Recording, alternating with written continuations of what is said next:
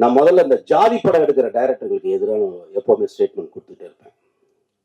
ஜாதியை சொல்லவே கூடாது, ஜாதியை பேசக்கூடாது. இங்கே யார் யார் என்னன்னு எந்த சீட்ல யார் உக்காந்துருக்கோன்னு யாருக்குமே தெரியாது. பா ரஞ்சித்னு ஒரு டைரக்டர், வெற்றிமாறன் ஒரு டைரக்டர், சில டைரக்டர், இன்னும் சில டைரக்டருங்க வளர்ச்சி கண்டதுக்கு அப்புறம் தான் சினிமா தளர்ச்சி ஆயிப்போச்சு. சினிமா தளர்ச்சி ஆயிடுச்சு. என் பக்கத்துல யாருக்கான எப்படிங்க எனக்கு தெரியும். எல்லாரும் சேர்ந்து விசில் அடிக்கிறோம். ஜாதியை சொல்லவே கூடாது சினிமாவில். அதனால இந்த ஃபங்க்ஷனுக்கு ஃபர்ஸ்ட் நான் ரஞ்சித் சார் ஃபோன் பண்ணாங்க, வரலாமா வேண்டாமா. ஏன்னா என்னோட கொள்கை அது. சினிமாவில் ஜாதியை சொல்பவன் சமுதாயத்தில் ஒதுக்கப்பட வேண்டியவன். என்னுடைய கொள்கை அது. ஆனா ரஞ்சித் சார் வந்து ஹாப்பி ஸ்ட்ரீட் அப்படின்னு ஒண்ணு கோயம்புத்தூர்ல நடந்ததுக்கு தன்னுடைய தங்கை பிரதர், என்னுடைய சகோதரன் அங்க சீர்கட்டுக்கிட்டு முதல் முறையா குரல் கொடுத்தது ரஞ்சித் அவர்கள். முதல் முறையா குரல் கொடுத்தாரு. அதுக்கப்புறம் தான் அதை பத்தின ஒரு அவேர்னஸ் வந்தது. அப்ப என்னன்னா, ரஞ்சித்துக்கு என் எதிர்காலத்தில் என் சகோதரன் கெட்டு போயிடக்கூடாது, என்னுடைய கலாச்சாரத்தை தூக்கி பிடிக்க நான் குரல் கொடுப்பேன் என்று கொடுத்த ஒரு ரஞ்சித் நிச்சயமா நல்ல படம் எடுத்திருப்பார். நிச்சயமா நல்ல படம் எடுத்திருப்பார். அது ஜாதியை பின்னணியில் வைத்திருந்தாலும் அது நல்ல படமாக, சமுதாயத்துக்கு கருத்து சொல்லக்கூடிய படமாகத்தான் இருக்க வேண்டும். ஒரு டயலாக் எனக்கு வந்து ரொம்ப கோபமாவே இருந்தது. விவசாயி அவன் நிலத்துல மட்டும் விதைக்கிறவன் இல்லை, நிலத்துல மட்டும் எதையும் சேரவன் இல்லை, பொண்ணுங்களோட வயிற்றுல செய்ய அப்படிங்கிற ஒரு வார்த்தை இருக்குல்ல. மை காட், அவரா எழுதல. அது சமுதாயத்தில் இன்று ஒரு ஜாதியை அந்த தலைவர்கள் அப்படி உருவாக்கி வச்சிருக்காங்க. ஒரு தலைவர்கள் உருவாக்கி வச்சிருக்காங்க ஓட்டுக்காக. நம்மளாம் ஒண்ணுங்க.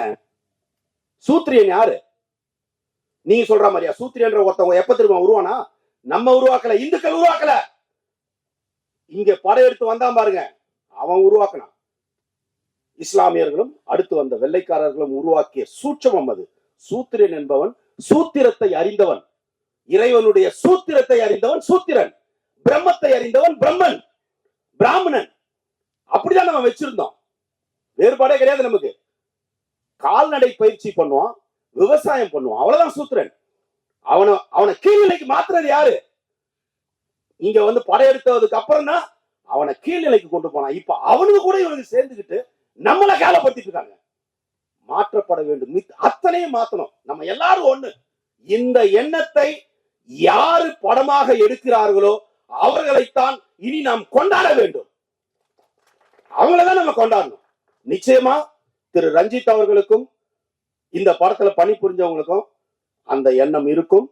நிச்சயமாக அந்த படம், நாம் அனைவரும் சகோதரர்கள், பிரிவினை கிடையாது. ஆனால் திட்டம் போட்டு நாடக காதல் செய்து நாட்டை நாசம் செய்யும் எவனையும் தண்டிக்கும் உரிமை நல்லவர்களுக்கு உண்டு.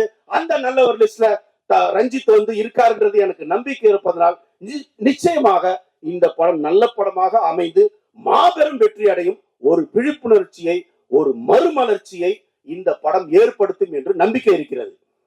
சமுதாயத்தில் ஜாதி என்ற விலங்கு இருக்கிறது இல்ல, அந்த விலங்க பொன் விலங்கில் அறிமுகமான என் நண்பர் ரஞ்சித் அந்த ஜாதி வலயத்தை உடைப்பார் என்று நம்பி ஆசீர்வதித்து இந்த படம் மாபெரும் வெற்றியில் நான் இதே மாதிரி பேசுவேன்னு நம்பிக்கையோட உங்ககிட்ட இருந்து விடைபெறேன். நன்றி, வணக்கம். அது கவுண்டம்பாளையம் அப்படிங்கிறது ஒரு சட்டமன்ற தொகுதியோட பேரு.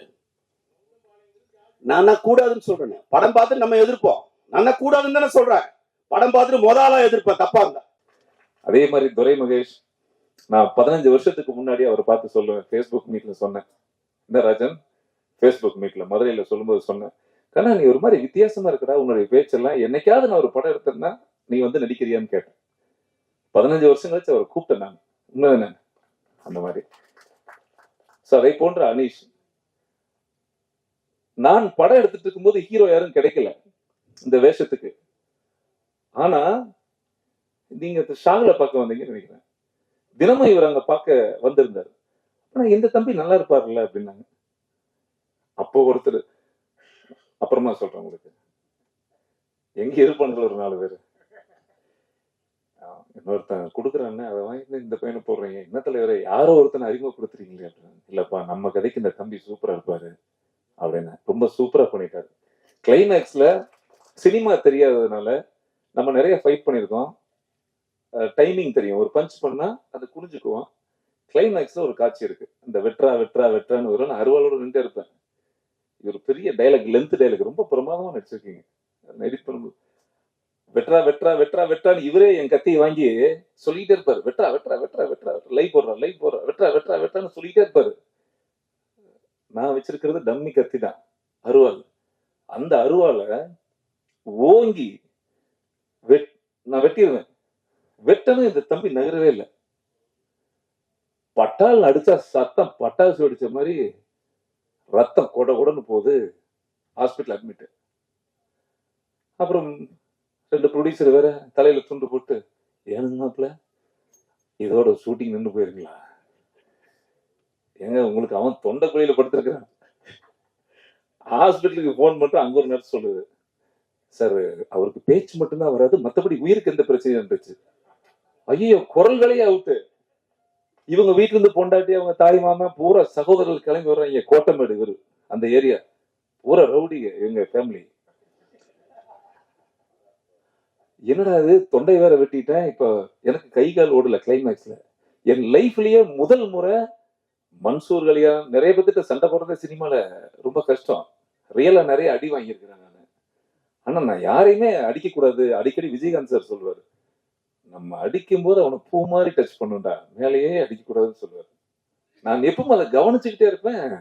தம்பி நகரம் ஆயிட்டாரு பட்டாருன்னு 16 18 தைலாக்குன்னு 9. உங்க அசிஸ்டன்ட் கொஞ்சம் அதிகமா சொன்னார் அந்த ஆளு. இல்ல பரவாயில்ல சொல்றேன். அப்படி ஹாஸ்பிட்டல் அட்மிட்டுங்க. அன்னூர்ல பெரிய வசதி கிடையாது. அப்புறம் குரல் வராதுன்னு கன்ஃபார்ம் ஆயிடுச்சு. இப்போ கிளைமேக்ஸ் 7 நாள் எடுக்கணும். என்னடா பண்றது, ஷூட்டிங் பேக்கப்பா, என்ன பண்ணலாம்னு ஒரே குழப்பம். ஆனா இந்த தம்பியை நான் ஒரு விஷயம் பாராட்டி ஆகணும். அவங்க வீட்டுல டாக்டர் சொன்னாரு, இதோட நடிக்க நீங்க போக கூடாது, சின்ன அதிர்வு வந்தா கூட இந்த ஸ்டிச்சிங் கட் ஆயிரும், இப்படி இங்க சின்ன ஷேக் வரக்கூடாது, அதை நம்ம உணர்ந்தாதான் தெரியும், தயவு செய்து ஷூட்டிங் போகாதீங்கன்னு சொல்லிட்டாரு. ஆனா நைட்டு 11 மணிக்கு ஃபோன் பண்ணாரு. ஃபோன் பண்ணி அவர் அசிஸ்டன்ட் வச்சு பேசினார். இல்லை சார், நான் ஷூட்டிங் நிற்க வேணாம், நான் வந்துடுவேன் சார் காலையில் அப்படின்னு திரும்ப வந்து 5 நாள் ஃபைட் எடுத்து. இது ஒரு இந்த படத்துல எனக்கு ஒரு குற்ற உணர்ச்சி. நான் யாராவது ஒரு விஷயம் பண்ணிட்டேன்னா இது என் வாழ்க்கையிலேயே அது மனசுக்குள்ள ஓடிட்டே இருக்கும். ஒருவேளை உயிருக்கு ஏதாவது ஆயிருந்ததுன்னா என்னடா பண்ணிருப்பேன் அப்படின்னு எனக்கு ஒரு கவலை. அவ்வளவுதான். ஸோ இதை போன்ற பொக்கிஷங்கள்லாம் வச்சு ஒரு படம் கிடைக்கிறது எனக்கு எவ்வளவு பெரிய பாக்கியம். இதுக்கெல்லாம் இந்த கதையை நான் யோசிக்கும் பொழுது என்னோடு பயணித்த திரு செந்தமிழன் சார் அவங்க. எப்பவுமே நான் கதையை வந்து பாரதி சார்கிட்ட டிஸ்கஸ் பண்ணுவேன். அவர் ஒரே வார்த்தை சொல்லிட்டாரு, நான் அடுத்த படம் இப்ப யோசிச்சுட்டு இருக்கேன், இதுக்குள்ள இந்த ஜிபி ரேம் நான் ஏத்திக்க மாட்டேன், சொல்லிடாதேன்றாரு அவரு.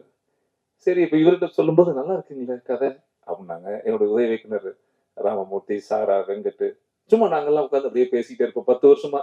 என்னடா 10 வருஷமா பேசிட்டே இருக்கீங்க ஒரே கதையானா? 10 வருஷமா நடந்துட்டே இருக்கு, காலங்காலமா இந்த கதை நடந்துகிட்டே இருக்கு, இனியும் நடக்கும், இது நடந்துகிட்டே தான் இருக்குது. அப்ப அந்த நமக்குள்ள இருக்கிற தாக்கமும் நமக்குள்ள இருக்கிற அந்த வேகத்துக்கும் ஒரு நாளும் இந்த கதை உருவாகி பிரமாதமா இருக்கும். எனக்கு என்ன ஒரு ஆசைன்னா, வழக்கம் போல இன்னைக்கு இத்தனை பேர் மேடையில பேசும்போதும் ஒரு சாதிப்புறமா வரக்கூடாது. கண்டிப்பா சத்தியமா வராதுண்ணா அந்த படம் இல்ல. ஏன்னா எனக்கு அப்படி ஒரு விஷயம் இருந்தா இவங்களை கூப்பிடும் போதே நான் ரொம்ப குற்றம், என்னடா தர்ம சங்கடமா. இப்ப மேடையில இருக்கிற யாருமே எனக்கு தெரிஞ்சவங்க புதாலே கிடையாதுங்க.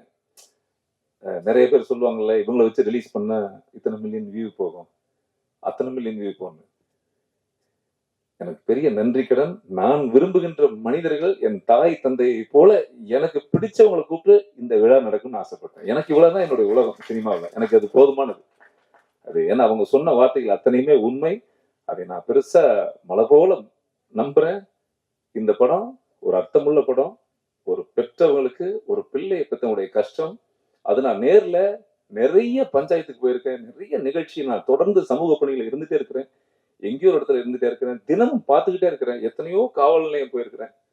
ஆனா நம்ம வாழ்க்கையில நடக்கக்கூடாது ஒண்ணு, சாதாரணமா நம்ம பொண்டாட்டி நம்ம வெளியே போறோம், என்னங்க சாப்பிட்டீங்களா, கவுண்டமலை ஆடியோ ரிலீஸ், என்னங்க மணி 2 ஆச்சு, பசிக்குங்களா, மாத்திரை போட்டுக்குங்க சுகரு, ஏங்க மணி 10 ஆச்சு, நைட்ல எங்கெங்க, சீக்கிரம் வீட்டுக்கு வாங்க. இந்த அக்கறை உணர்ச்சிக்கு நம்ம குடும்ப உறுப்பினர் எப்பவுமே இருப்பாங்க. இதுவே எப்படின்னா, தான் சாமியா நினைக்க கூட ஒரு பெண்ணை பெத்த ஒரு தகப்பன் பெத்தவங்க தான் குழந்தை மேல எவ்வளவு அக்கறை வச்சு வளர்த்திருப்பாங்க அந்த பிள்ளைகள்.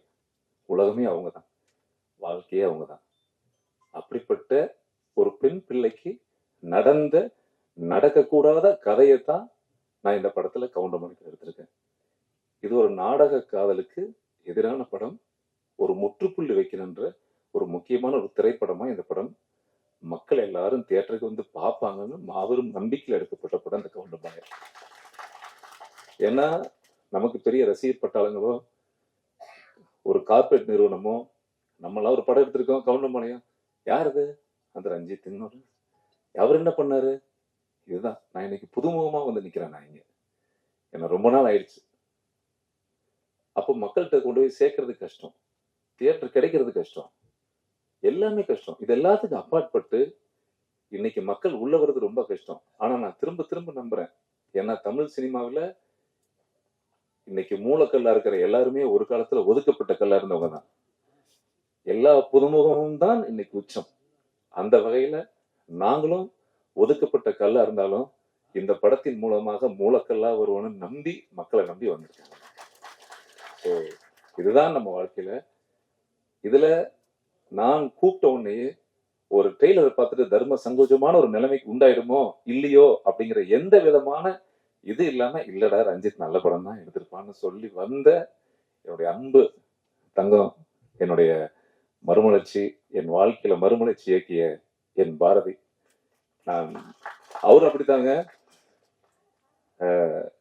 தேனப்பன் சாரு, கனல் கண்ண மாமா, தேனப்ப மாமா, சேரன், ஒன்னொருத்த விட்டுட்டீங்க நீங்க பாரதி. எல்லாரும் இந்த சிவன் காலனி நாங்கெல்லாம் ஒரு தேவராஜ் சங்கத்துக்கு தெரியும். அந்த டீம்ல நடிகர் தேவராஜ் இருந்தவருங்கிறத தாழ்மையோட கருத்தோட சொல்லிக்கிறேன். ஆமாமா இல்ல இல்ல நட்பு வளையம் அது ஒரு பெரிய ஒரு மகிழ்ச்சி. சோ அப்படிப்பட்ட காலகட்டத்தை கூட அவரு படம் பண்ணும்போது எங்க போனாலும் எனக்கு முக்கியத்துவம் கொடுத்தே கதை சொல்லுவாரு. அப்ப நான் சொல்லுவேன், ஏங்க நீங்க என் பேரை சொன்னா அவன் வேணான்னு சொல்லிட்டான், எதுக்குங்க? இல்ல நண்பா நான் விடவே மாட்டேன்னு சொல்லி கடைசியா ஒரு படம் மறுமலர்ச்சி பண்ணும்போது கூட அங்கேயே ரஞ்சித் தாங்க பண்ணணும் அப்படின்னு ஹென்றி சார்கிட்ட சொல்லி எனக்கு அந்த வாய்ப்பை வாங்கி கொடுத்து இன்னைக்கு நான் அவார்டு வாங்கினதுக்கு காரணம் அதுதான். எனக்கு இன்னைக்கு எந்த பகுதியில போனாலும் மறுமலர்ச்சி படம் என்ன ஒரு நடிகனாக மக்கள்கிட்ட கொண்டு போய் சேர்த்துனதுக்கான எல்லா பெருமையும் உங்களுக்கு தான் சாமி. எங்க அம்மா மூலமா சொல்லிக்கிறேன், உங்களுக்கு தெரியும் நினைக்கிறேன். சரியா? அது அவ்வளவு பெரிய நன்றி இருக்கு. கனல் கண்ண மாமாவை பத்தி நான் சொல்ல தேவையில்லை. ஏன்னா என்னுடைய சகோதரன் 2 பேரும் ஒன்னதான் சுத்துவோம். எங்க பார்த்தாலும் பைக்ல இவரு பின்னாடி எந்த நிறைய நான் குண்டா இருக்கிறதுனாலங்க என்ன ஃபைட்டராவே நினைச்சிட்டாங்க. கரெக்டா? நான் ஸ்டண்ட் யூனியன் தான் இருப்பேன். நானும் ஃபைட்டர் தான். டெய்லி இவர் டியூஷன் எடுப்பாரு புதுமுக நடிகர்களுக்கு. அப்ப நான் அவரும் போயிட்டு எவ்வளவு மாமா கிடைக்கும் கிளாஸ் எடுத்தா அவங்க 2 பேரும் போய் ஃபைட்டு சொல்லி கொடுப்போம் நிறைய பேர்த்துக்கு. ஸோ எனக்கு என் தங்கத்தை நான் மேடையில ஒரு வரியில சொல்லி அதை முடிச்சிட முடியாது. அவ்வளோ இருக்கு எனக்கும் கனலுக்குள்ள வாழ்க்கைகள். ஐ லவ் யூ மாமா, ஹாப்பி மாமா வந்தது ரொம்ப சந்தோஷம். தேனப்பன் மாமாவை சொல்றது கடுமையா உழைப்பால உயர்ந்த ஒரு அற்புதமான ஒரு நல்ல நண்பர். இன்னைக்கும் கமல் சாரை வச்சு 4 பெரிய படம் பண்ணாரு, எவ்வளவு பெரிய படங்கள்லாம் பண்ணாரு. அதெல்லாம் இருந்தா கூட நிலை தடுமாறாம எப்ப எளிமையா நாங்க 2 பேர் பேசினா சந்திக்கும் பொழுது ஒரு சொந்த தம்பி பாக்குற மாதிரி, அண்ணனை பாக்குற மாதிரி ஒரு உறவா இன்னைக்கு எங்க கூட பயணிக்கிற நல்ல ஆத்மா. எனக்கு அது பெரிய விஷயம். இது எல்லாம் ஒரு பக்கம் இருந்தா கூட பேரரசு சார் ஒரு நல்ல சமூக அக்கறை சிந்தனை கொண்ட ஒரு நல்ல மனிதன். அவரு நான் நிறைய அவரை ஃபாலோ பண்ணுவேன். ஒரு படத்துக்கு அவர் நடிக்கிறதுக்கு கூட நான் சாரை மீட் பண்ணோம். ஆனா அந்த கதை ப்ரொடியூஸ் சரியா செட் ஆகல, அது அப்படியே தள்ளி போயிடுச்சு. எனக்கு அவர் படத்துல வரக்கூடிய காட்சிகளும் வசனங்களும் மனித உணர்வு, மனித வாழ்க்கையை பிரதிபலிக்கிற ஒரு கோபம், ஒரு ஆங்கிரி மேன். அது இப்ப இல்ல, அது எப்பவுமே அந்த சமூகத்துடைய ஒரு ஒரு தொடராகவே இருந்துட்டு இருக்கும். எனக்கு அதுக்காகவே நான் சொன்னேன் சார் வரணும். எனக்கு ரொம்ப சந்தோஷம் சார், ரொம்ப மகிழ்ச்சி சார். அப்புறம் என் செல்லம் பிரபஞ்சம் பிரவீன் காந்த் சொல்றதுக்கு ஏதாவது எப்படி சொல்றதுன்னா, நான் ஹிந்தியில நான் ஆக்சுவலா அந்த ரட்சகனுடைய நான் 10-20 வாட்டி பார்த்திருக்கேன் சாமி தியேட்டர்ல. என்ன மேக்கிங்! இன்னைக்கும் அவருடைய படங்கள் இளைஞர்களுக்கு மத்தியில இந்த பாடல்கள்லாம் அவ்வளவு கொண்டாடப்படுது சாமி. எங்கேயோ நேற்று கூட ஒரு பேட்டி பார்த்தேன், ரொம்ப வலிச்சது. எங்கேயோ ஒரு இடத்துல ஒரு முட்டுக்கடை இல்லைன்னா நம்ம மண்ணில் இருந்து ஒரு மிகப்பெரிய இயக்குனர் வெளியே வெடிச்சு வந்திருப்பார். அவருடைய முயற்சிகள் எல்லாமே பெரிய பொருள் செலவு, அப்பா பிரம்மாண்டம் அது இது, ஏதோ அப்படி இப்படி அப்படி இப்படின்னு எப்படியோ இருக்கும். அதெல்லாம் சான்ஸே கிடையாது சாமி.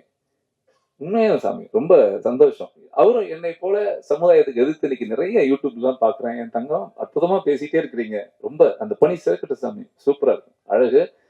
அப்புறம் எங்க அண்ணனை பத்தி சொல்ல தேவையே இல்லை. என்னுடைய கல்லூரி சீனியர்னு எல்லாம், அதாவது ஊருக்கு போனாவே உதயகுமார் பாத்தீங்களா அப்படிம்பாங்க. ஏதோ சொல்லுவாங்கல்ல, வீட்டுல அம்மா நல்லா இருக்கிறாங்களா, அந்த மாதிரி கோயம்புத்தூர் போனாவே அப்புறம் அண்ணன் உதயகுமார் நல்லா இருக்கிறாங்க, நல்லா இருக்காருங்க, இப்பதான் பேசினாருங்க. நானும் அவர் பேசி ஒரு 6 மாசம் இருக்கேன் சொல்லிக்கிறது. அப்படிங்களா? அப்புறம் அடுத்து ஏதாவது பண்றாங்களா? அடுத்தது இப்ப பண்ணிட்டு இருக்காரு, டிஸ்கஷன் இருக்காரு. ஓ சூப்பர், நல்லா இருக்கணும்னு நிறைய பேருங்க, நிறைய பேர் எல்லாரும் அந்த இது சொல்லுவாங்க. எங்க மண்ணுல ஒரு ஏக்கர் என்னோட ஊர்ல இருந்து வந்து பெரிய படம் பண்ணும் பொழுது அவ்வளவு ப்ரௌட் எனக்கு.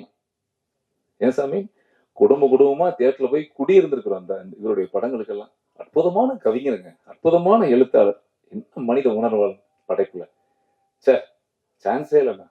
அது எனக்கு இன்னும் பொன்னுமணி 2ஆம் பாக ஒரு நாள் கதை சொன்னாரு. அந்த படம் இன்னும் வெளியே வரல, கட்டாயமா அந்த படம் நீங்க எடுக்கணும். அற்புதமான கதை. நான் அப்படியே அழுதுட்டேன். அந்த கதையை கேட்கும்போது எனக்கு நெஞ்செல்லாம் அப்படியே ஹார்ட் அவ்வளவு டைட் ஆயிடுச்சு. அவ்வளவு பிரமாதமா சொன்னார். சரி, அந்த கலைஞன் அந்த படைப்பு வெளியே வரணும்னா நான் ப்ரே பண்ணுவேன். நான் அடிக்கடி அதுதான் ஃபோன் பண்ணி நான் சொல்லிட்டே இருப்பேன். ரொம்ப தேங்க்ஸ் தான்.